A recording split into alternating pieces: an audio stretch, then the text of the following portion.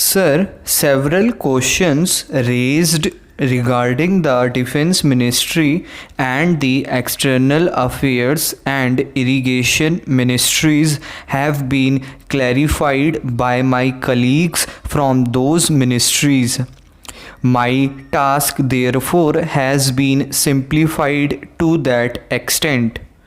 Before I go to the questions, financial and economic, raised by several honorable members, I should like to clarify one or two points which are more administrative than economic or financial. One of them was raised by my honorable friend. He raised the question about the recruitment by the Assistant Superintendent's Departmental Competitive Examination and particularly about the examination held in 2010. He said that about rupees 6 crores were spent for the 2010 examination and later it was declared that no vacancies were available.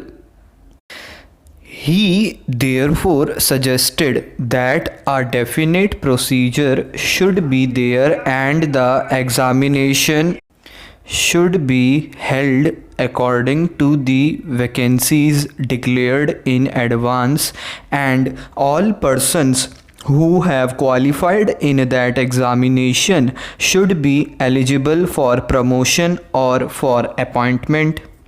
Sir, I do not know whether the honorable member knows how these vacancies are filled. He probably refers to the section officer's grade in the Central Secretariat Service. This is filled 50% by direct recruitment and 25% by the departmental competitive examination open to the assistants. The next lower grade and the rest 25% by promotion of the assistants on the basis of seniority subject to fitness. The examination, therefore, that he was referring to was a departmental competitive examination for filling 25% of the vacancies. It takes about 1 year for the Union Public Service Commission to declare the results of the examination from the time they take up the question of the examination. It is not therefore possible to declare the number of vacancies to be filled in from the very beginning.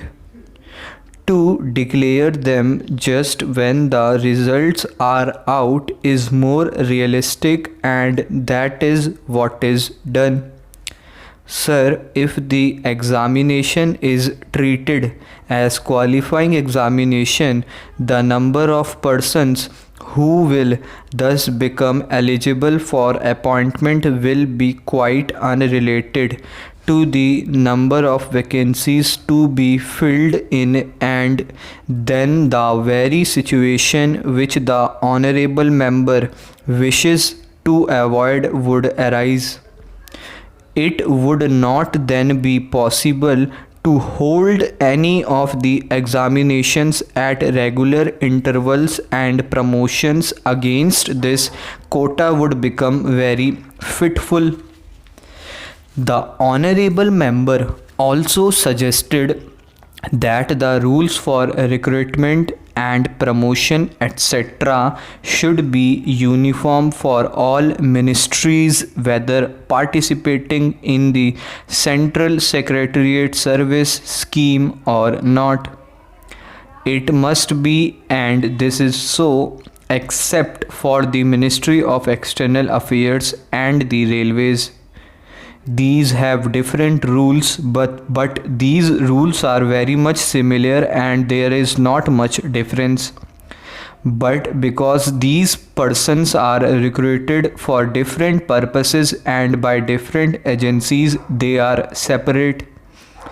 Therefore, his purpose in saying that there should be uniformity is almost carried out. The only difference is that the Ministry of Home Affairs does not control the services in these two ministries. Then, sir, questions were raised about backward areas and the backward states, and also about the city of Kolkata. If the budget is properly scrutinized, it would be found that assistance is provided for the states, particularly the backward states, and the Finance Commission, which assess the overall recruitments of the states, take this into consideration and makes its recommendations, which are carried out every time the Finance Commission's recommendations are received, and they are received periodically according to the Constitution. Sir, I would like to give the total amount paid to the states on this account. The main objective of planning is to create conditions in which living standards are raised in a sufficiently reasonable level and all citizens are given full and equal opportunity for growth and service.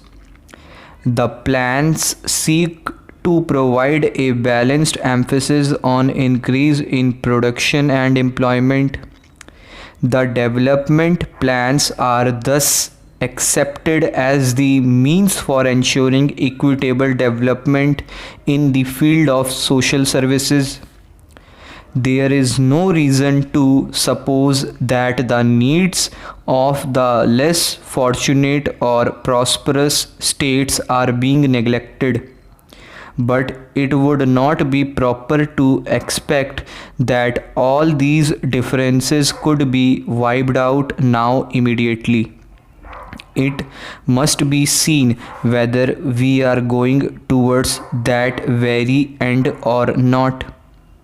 We are deliberately going towards that end, and we hope and trust that in course of time these inequalities would be wiped out, if not completely wiped out. At any rate, they would be lessened.